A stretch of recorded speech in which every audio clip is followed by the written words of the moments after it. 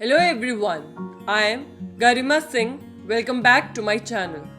As you are aware that class 12 is very important to choose your field of interest in future. Here it becomes important for all the students of class 12 to be aware of one common rule. Before starting any preparation, one need to be aware of the syllabus. So here I am to help you out. In this video, I will be discussing the syllabus, the marking scheme and the type of questions you guys can encounter in your board exam of economics, and this will help you to study smartly and secure good marks. For class 12 economics, we have two books. One is of macroeconomics and other is of Indian economic development. Coming on to the syllabus, the subject is divided into three parts. Part A is about the macroeconomics, which is of 40 marks. Part B about the Indian economic development, again of 40 marks, and Part C, which consists of project work and your internal assessment, is of 20 marks. Coming on to the Part A, which is about the macroeconomics, we have 5 units. In Unit 1, we have national income and related aggregate. In this unit, we'll understand the meaning of macroeconomics, the type of goods, also about how to calculate national income and the related aggregates to it, like GNP, NNP, GDP, NDP. Also, we'll learn to differentiate between real and nominal GDP, and one more new concept of welfare. This unit is really important, guys. Do it very carefully, as there is 100% chances of encountering one long question from this unit. Coming on to Unit 2, which is about money and banking. In this unit, we'll understand the meaning of money, the supply of money, how the currencies are held by people and by the commercial banks. Coming on to the commercial bank, we'll understand how the money is being created by them and the important terms that you see in daily newspapers, that CRR, SLR, etc. These are some technical terms that we'll learn in our coming videos. Apart from that, we'll also learn about a very important institution, that is our central bank of our nation, which is Reserve Bank of India, also known as the RBI. Coming to Unit 3, we have determination of income and employment. In this unit, we'll understand the concept of aggregate demand and its component, also about the propensity to consume and to save. We'll also learn about the concept of employment and the problems like unemployment in the economy. What are the measures to be taken if there is excess of demand or deficit of demand in the economy? Coming on to the unit number 4, we have government budget in this.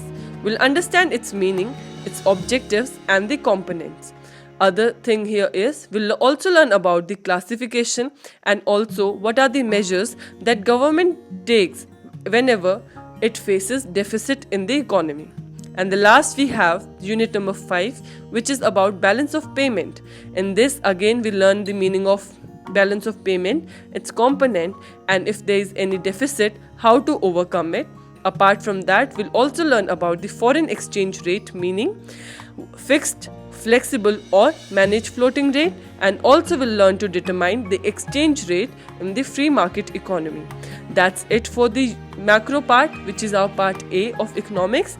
Now moving on to the next part, which is part B of Indian economic development. Now coming on to the part B, which is about Indian economic development.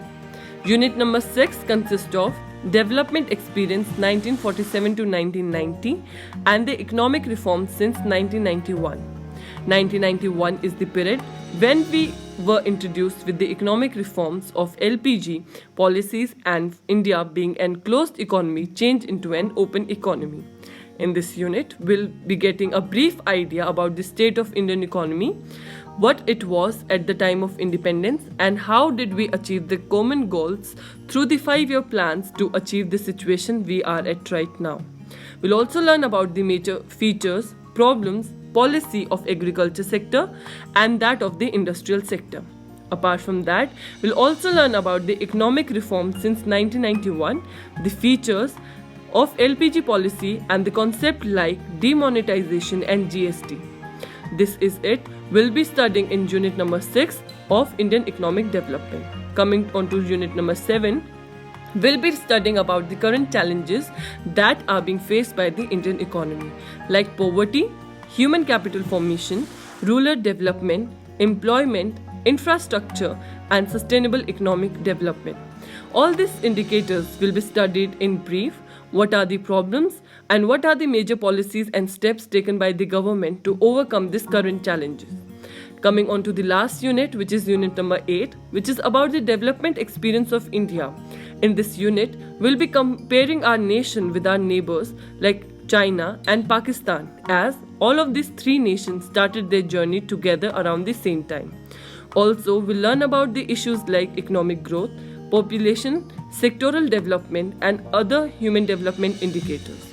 That's it for the syllabus. Coming to the types of questions that you encounter in your exam are also divided into 3 categories. Number 1 is based on the remembering and understanding capacity. Second are the applied form of question, and third are the analytical type of question in which you need to evaluate. That's it for this video, guys. Thank you for watching. Do not forget to like, share and subscribe to my channel. And from my next video, we'll start with our macroeconomics.